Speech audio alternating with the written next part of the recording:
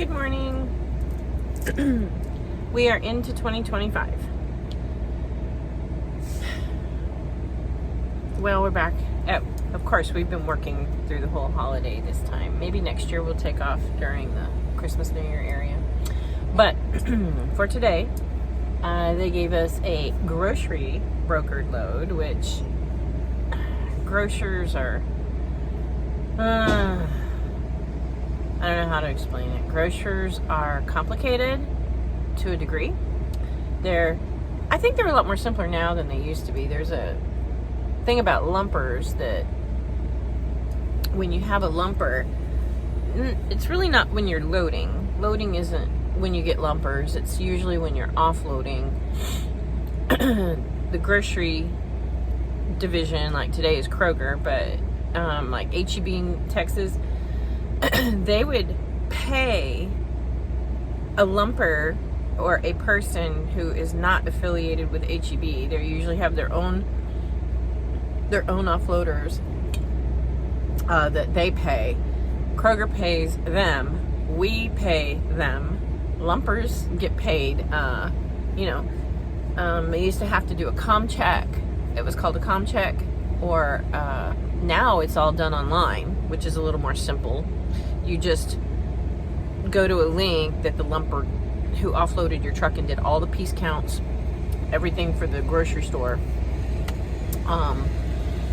you pay them online from your company. If you're an independent, it's probably your own money, but if you're company driver, then the company is responsible for that. You are not.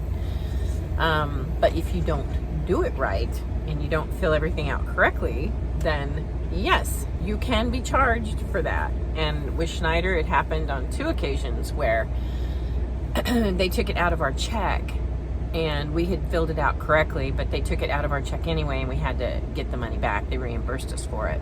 That's just not a good way to do business. But if you don't fill it out correctly, there is a possibility you could be charged the lumper's fee, which they can range.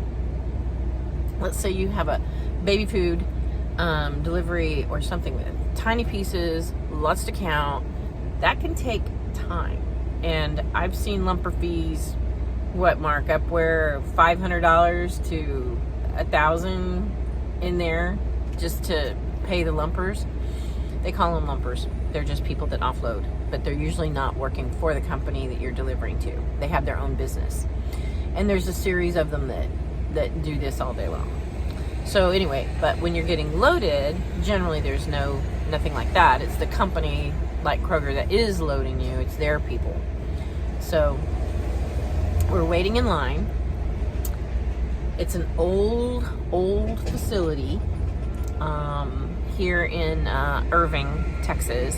It's very old. It's very tight. I'll do a scan here in a minute and show you that it's an extremely tight area.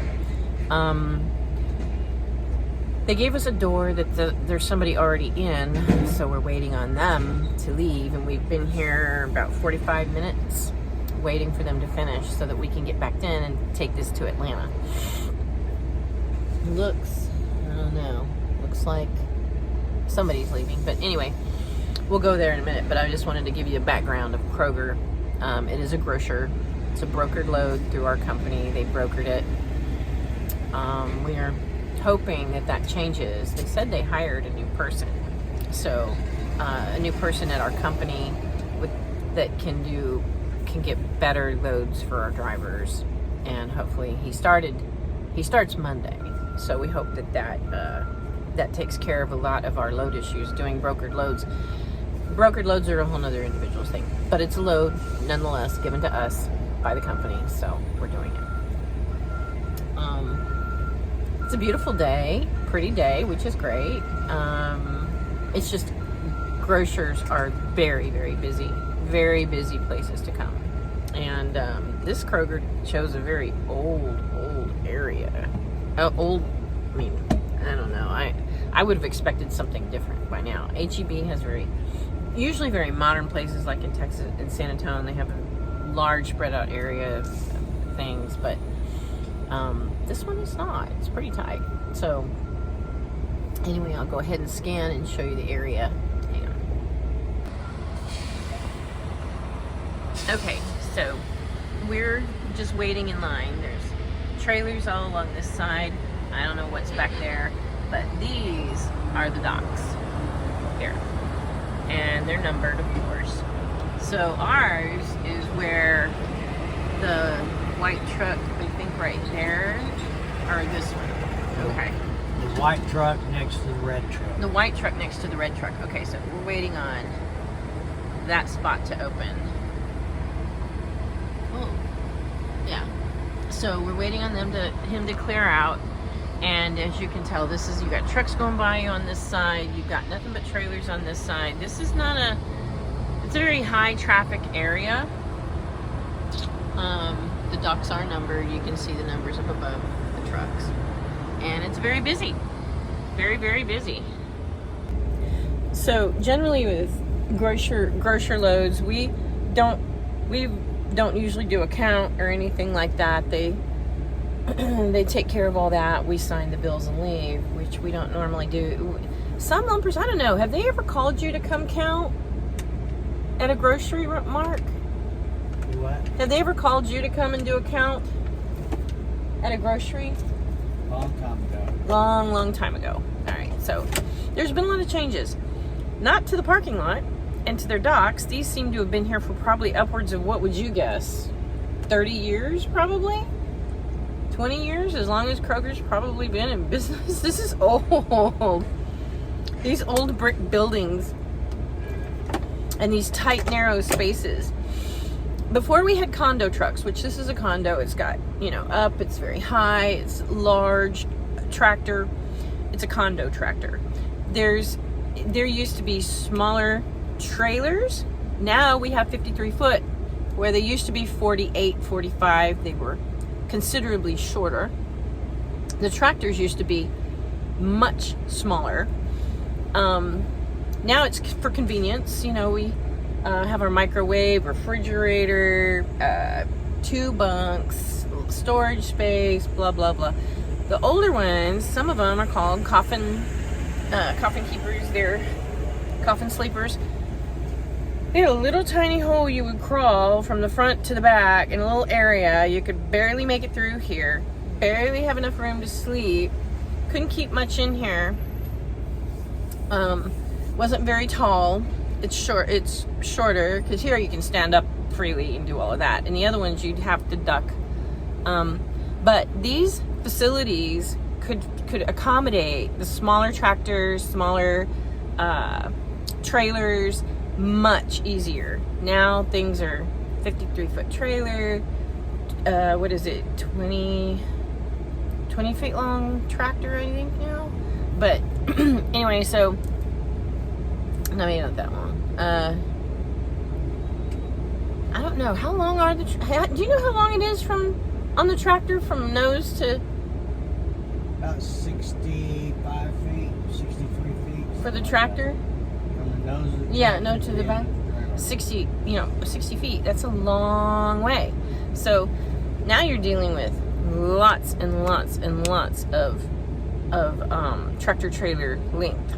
So anyway, long story short, we're gonna he'll get it in with no problem. I mean, this is a pretty tight back, but nothing like he's been in so much worse than this. I think I just wanted to show you that some of these grocers have old buildings that, like I said, they've been here for a lot of years, and they don't accommodate the newer tractor and trailers as well. They don't make those changes because they're costly to expand, and they just rely on drivers to be able to get it in and out and not hit anything. And I mean, like I said, this is not as bad as it's ever been. It is a little tight, and someone like me, when I was driving, would be like, nope. Just kidding. Anyway, but we're here today. We're gonna pick this up. We're gonna take it on to Atlanta, and I'll be back once we're getting loaded and headed out. So this is to show you just how close this guy in front of us is backing. Mark's going to get out and help because he literally is, I can show you right here. There's Mark walking between him and the trailer. But Mark's going to get out and help him because this is when it gets a little serious. When you've got someone who's probably skilled in backing to take this much of a chance. Now he's going to cut it real hard. Look at him, control jackknife. Control jackknife. But Mark is telling him, whoa, whoa, whoa. But he's control jackknifing. They call it a 90 back, and they are hard. 90-degree backs are so hard. So you've got to really know what you're doing. But he seems confident. He's rotating that trailer around to go, you know, like I said, we're working in tight areas. So Mark is out there helping. I encourage any driver to get out and help another driver with backing. So Mark's telling him what to do and helping him out. And he's telling him just a little bit, just a little bit, just a little bit. Whoa, whoa, and come on back. So he's going to rotate that cab again just a little bit. He's pulling out just a little to straighten out. Inches matter. Inches matter. It's a very tough thing. So Mark's in the rearview mirror. You can't really see him, but Mark's telling him when to rotate, when to turn, when to cut. This is, you know, helping another driver is not a bad thing. Number one, you don't want your truck hit. And number two, the driver can appreciate it very much so.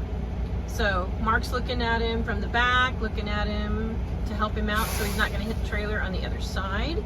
And then sometimes the driver gets out and looks too, and give him a big thumbs up for doing that because he really had a tight area to fit into. But I wish I could zoom in on the back where they're in the, I'm looking in the rearview mirror. Okay, so he's opening the doors.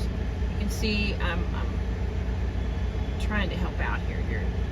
They're opening the doors. I'm focusing on the rearview mirror right now, or the hood mirror. So he's helping him out. Mark's still back there. He's back in his truck. They got the doors open because you don't want to back up and not have the doors open. Then you can't open them when you get back there. There's no room. So Mark's still helping him, guiding him through. But these are situations when you don't know how to do a 90-degree back. Practice before you ever attempt it because it's a controlled jackknife. It's literally a controlled jackknife, and you can bend on the cab. You can bend these bat wings all to heck. You can bust airlines that are right here. You can bust the airlines.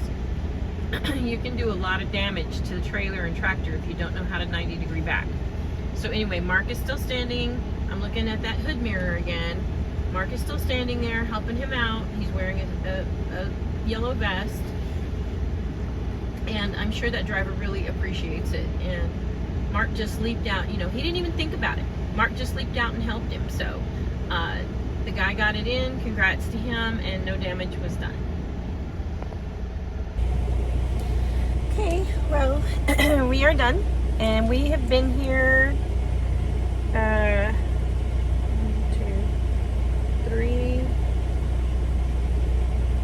a little over 3 hours, so I don't know if detention will be given.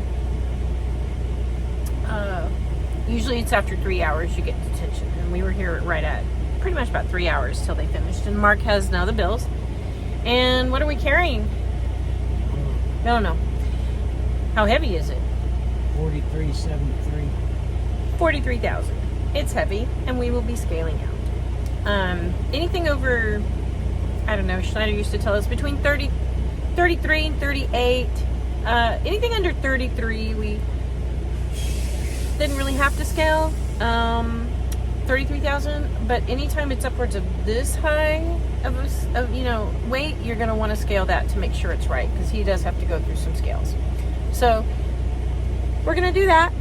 We've been here 3 hours and some odd minutes, and traffic has been going back and forth, in and out. It's a very busy place, this Kroger here in Irving. So if you're going to get loaded in Kroger at Irving, it kind of gives you a, area of where they're loading.